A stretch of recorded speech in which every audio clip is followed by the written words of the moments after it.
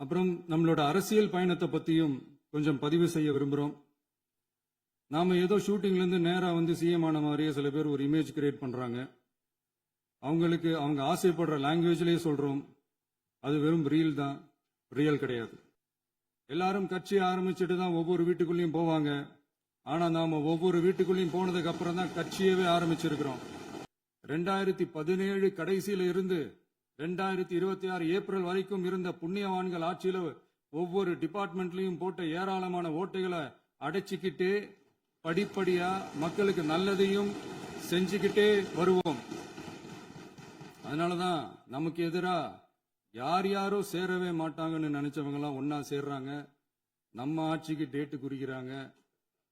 எங்களுக்கு பாடம் எடுக்கிறதா நினைச்சுக்கிட்டு உங்க வேஷத்தை நீங்களே கொஞ்சம் கொஞ்சமா கலைச்சுக்கிட்டே வர்றீங்க, மறந்துடாதீங்க.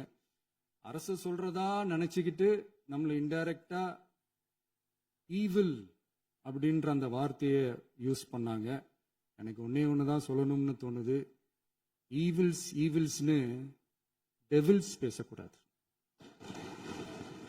அவங்க இருந்திருந்தா ஒரு ஆக்ஷன் பண்ணணும்னு எனக்கு தோணுச்சு. எல்லாரும் போயிட்டாங்க. பர்மிஷன் பண்ணலாமா? இப்பவும் பண்ணலாம், ஒன்றும் தப்பு இல்லை. இப்பவும் சொல்றேன், மக்கள் பணத்துல இருந்து ஒரு பைசா கூட தொடமாட்டோம், தொடவும் விடமாட்டோம், தொட்டா விடமாட்டோம், இதுக்கு முன்னாடி தொட்டவங்களையும் விடமாட்டோம்.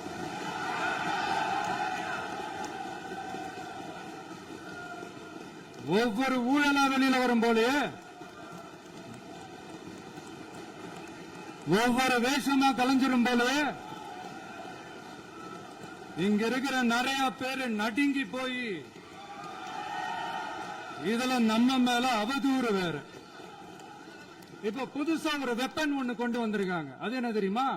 அவங்க தயவால தான் நம்ம ஆட்சி நடக்குதான். மக்கள் தயவால இந்த ஆட்சி நடந்துகிட்டு இருக்கு. மனசாட்சி உள்ள சக்திகளோட ஆதரவால இந்த ஆட்சி நடந்துகிட்டு இருக்கு. நாங்க தான் அனுப்பி வச்சோம் அப்படின்றாங்களே. அனுப்பி வச்சவங்களுக்கு மினிஸ்ட்ரியில இடம் கொடுத்தா ஏன் கதறீங்க? குடும்பமா நமக்கு ஆதரிச்சது தப்பா? இது இப்ப இல்ல, நான் சொல்றது எம்ஜிஆர் அவர்கள் காலத்திலிருந்தே. அப்பவே அவர் ஜெயிச்சப்போ அதே மக்களை தப்பா பேசுறது. மக்கள் என்ன பண்ணிட்டாங்க, எம்ஜிஆர் என்ன பண்ணிட்டாரு, எம்ஜிஆர் என்ன இது பண்ணிட்டாரு. 50 வருஷமா ஒரே டெக்னிக்கா?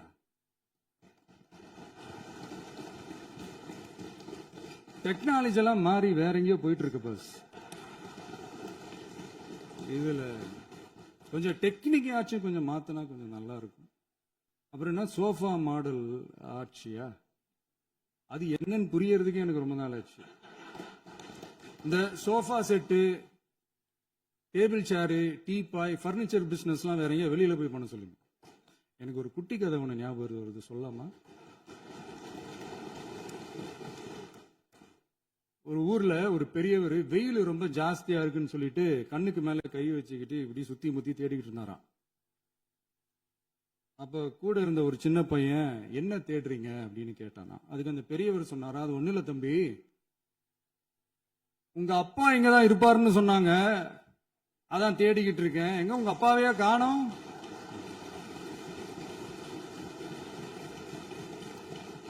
இல்லங்க, எங்களுக்கும் நக்கலா நையாண்டியா சம்பந்தம் இல்லாத குட்டி கதை இதெல்லாம் எங்களுக்கும் பேச தெரியும். எலெக்ஷனுக்கு முன்னாடி தான் அப்படி செஞ்சுக்கிட்டு இருந்தாங்க. இப்ப எலெக்ஷனுக்கு அப்புறம் அதே தான் செய்யறாங்க. இந்த விஜயையும் சாமானியர்களின் உண்மையான சமூக நீதி அரசையும் அவமானப்படுத்துறதுக்கு தான் அவங்களோட அந்த பொலிட்டிக்கல் சீனியாரிட்டி அது பயன்படுத்துது போல.